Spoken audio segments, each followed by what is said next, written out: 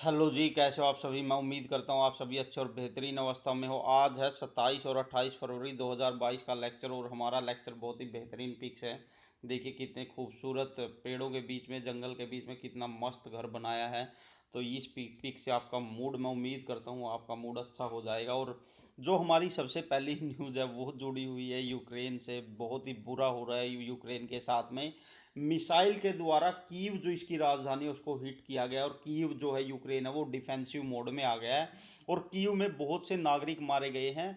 साथ में बूढ़े बच्चे और महिलाओं को परेशानी हो रही है इस काम से। इस करके बहुत ही ज़्यादा यूक्रेन वासियों ने आर्मी ज्वाइन करने की ठान ली है, वो भी सिविलियंस के द्वारा। और 470 Indian students move to Romania, इसका भी मुद्दा मैं आगे उठाऊंगा। ये देखिए मैंने फ़ोटो डाली है, कैसे बच्चे, इसकी मम्मी और इसके पापा कैसे परेशान हो रहे हैं। इसके साथ ये देखिए रशियन प्लेन, और इस तरह से धड़ाधड़ किस तरह से ये देखिए बम्बार्डमेंट हो रही है किसके ऊपर। ये पूरा ओरिजिनल फ़ोटो है कीव की राजधानी की, यूक्रेन की राजधानी जो कीव है उसकी फ़ोटो है। किस तरह से देखिए गोला बारूद फेंका जा रहा है और किस तरह से तबाही है। बहुत ज़्यादा तबाही मचा दी है रशिया ने। और बिडेन ने कहा, जो बिडेन जो यूएसए के राष्ट्रपति हैं, उन्होंने कहा है कि हम सैंक्शन लगाते हैं, यानी प्रतिबंध लगाते हैं रशिया के ऊपर और रशिया की हर चीज़ के ऊपर। तुम लगाते रहो, उसको फ़र्क ही नहीं पड़ रहा। उसके पास में खुद एक बहुत बड़ी मार्केट है, साथ में चाइना उसके साथ खड़ा है जो कि दुनिया का सबसे गंदा देश है। और जो बिडेन ने कहा है कि हम रशिया को हर तरह से प्रतिबंधित करते हैं, तो ये भी क्वेश्चन पूछ लेंगे कि किस राष्ट्रपति ने या किस देश के राष्ट्रपति ने सबसे पहले रूस के ऊपर प्रतिबंध लगाए जब उसने यूक्रेन के ऊपर हमला किया। तो यूक्रेन के ऊपर हमला करने के बाद सबसे पहले यूएसए के राष्ट्रपति जो बिडेन ने रूस के ऊपर प्रतिबंध लगाए हैं। ठीक है। और यूरोपियन यूनियन है, उसने ये कहा है कि हम यूरोपियन यूनियन में पुतिन का सामान या रूस रूस का सामान बैन कर देंगे। तो ये कहा है किसने, यूरोपियन यूनियन ने।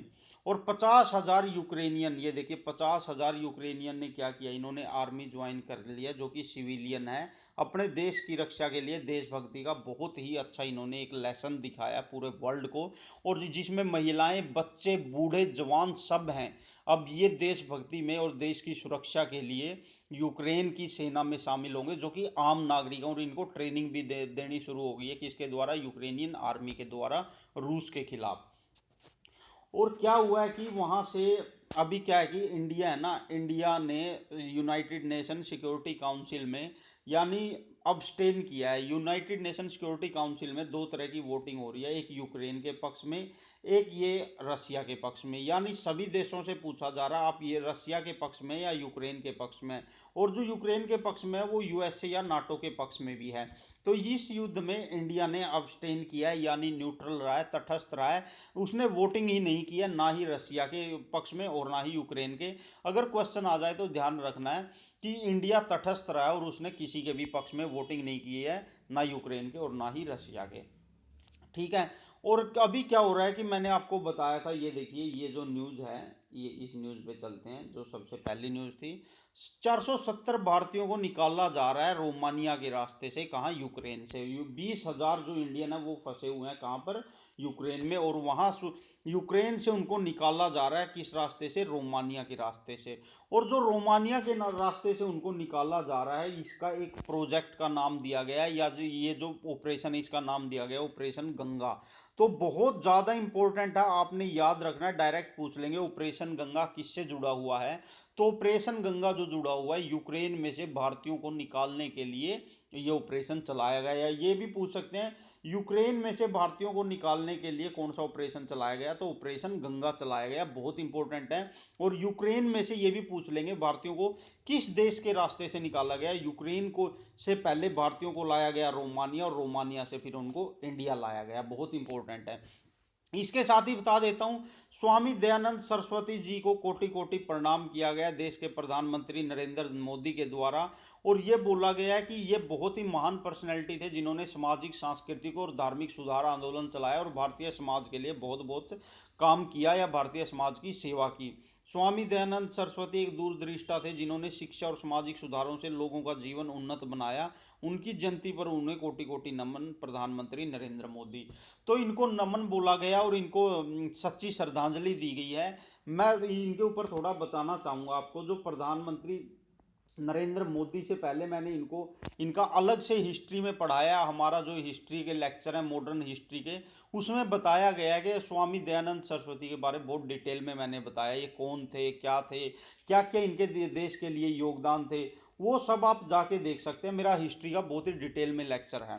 और यहाँ पे भी मैं आपको बता देता हूँ, स्वामी दयानंद सरस्वती का नाम था मूल शंकर। ये नाम याद रखना है, बहुत ज़्यादा इंपॉर्टेंट है।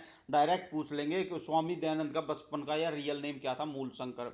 इनका जन्म हुआ था गुजरात में। ये स्टेट भी बहुत इंपॉर्टेंट है क्योंकि इन्होंने बहुत ज़्यादा सुधार कार्यक्रम किए थे। और जो स्वामी दयानंद सरस्वती जी थे, गुजरात के साथ साथ इन्होंने क्या किया था, मुंबई में भी सुधार आंदोलन चलाया था। और फिर ये नॉर्थ इंडिया में आकर बहुत ज़्यादा सक्सेस हुए थे। इन्होंने मुंबई में आर्य समाज की स्थापना की थी। इस पर बहुत बार क्वेश्चन पूछा गया है, आर्य समाज की स्थापना किसने की, तो स्वामी दयानंद सरस्वती ने। और साल भी याद रखना, 1875 में की थी। और जगह याद रखना, मुंबई में की थी।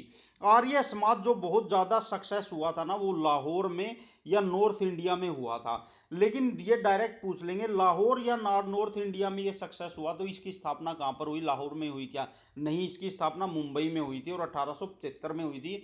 और जो इसका मेन कार्य क्षेत्र था वो लाहौर या नॉर्थ इंडिया था। और इसने क्या किया था, इसने बहुत ज़्यादा बल दिया था वुमेन एम्पावरमेंट पे और महिलाओं की शिक्षा पर। और जो आर्य समाज था या स्वामी दयानंद सरस्वती थे, उन्होंने एक नारा दिया था, वेदों की ओर लौटो। ये भी पूछ लेते हैं, वेदों की ओर लौटो नारा किसने दिया था, तो दयानंद सरस्वती ने दिया था। और ये नारा उन्होंने इसलिए नहीं दिया था कि वेदों को पढ़ो या वेदों की पूजा करो, ऐसा कुछ भी नहीं था। इन्होंने कहा था जो वेदों के समय पे वैदिक जो कल्चर था उसमें महिलाओं की शिक्षा का हक महिलाओं को था। महिलाओं को पुरुषों के बराबर समझा जाता था, उनके बिना कोई काम नहीं पूरा होता था। और ना कोई जाति पाति थी, ना कोई पाखंड था, ना कोई धर्म था, ना मंदिर मस्जिद चर्च गुरुद्वारा, कुछ भी नहीं था। तो हमें उस इक्वल कल्चर की तरफ लौटना चाहिए, वो एक ग्रेट कल्चर था। यानी वेदों की ओर लौटो का मतलब था वैदिक कल्चर की ओर लौटो और इक्वालिटी की तरफ लौटो, भाईचारे की तरफ लौटो।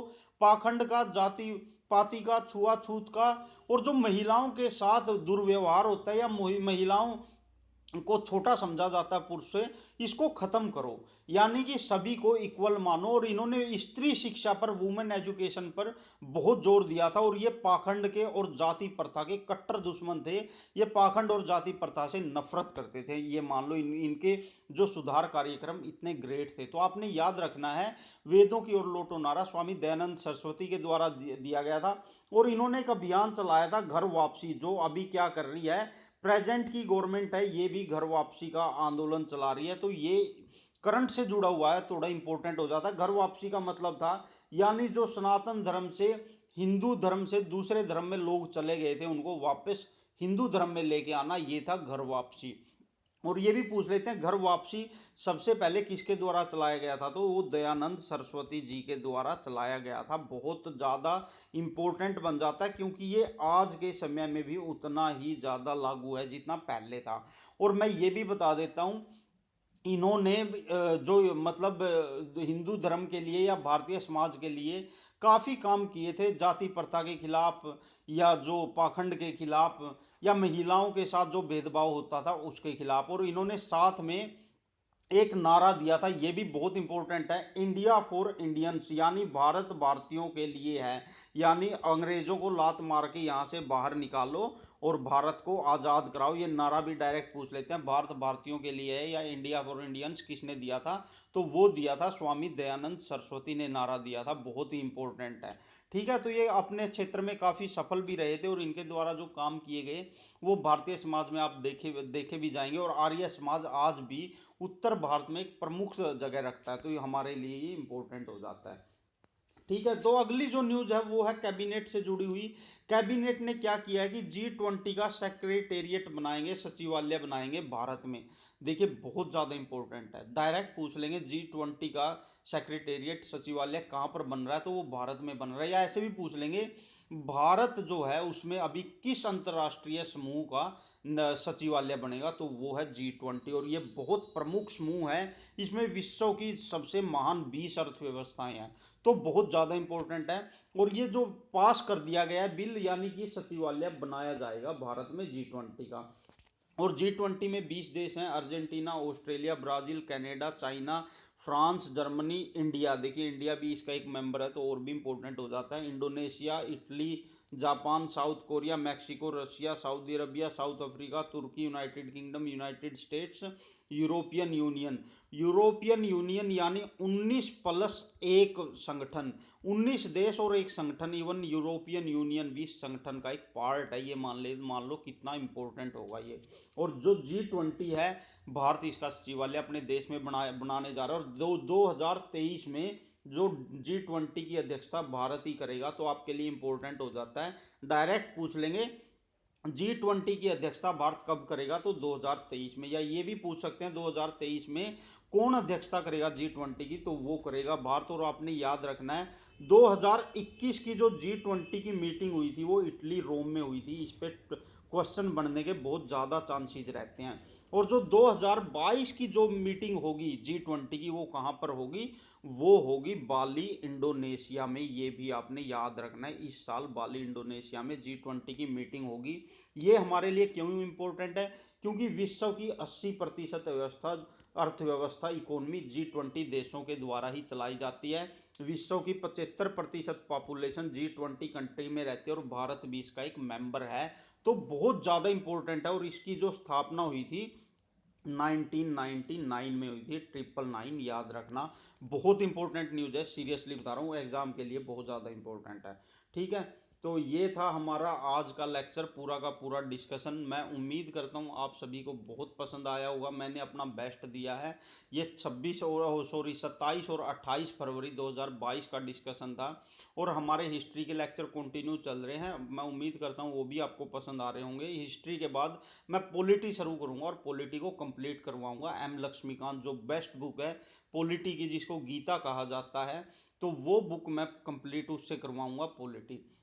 मैं उम्मीद करता हूँ 27 और 28 फरवरी 2022 का डिस्कशन आपको पसंद आया होगा। आप सभी का बहुत बहुत धन्यवाद। जय हिंद, जय भारत।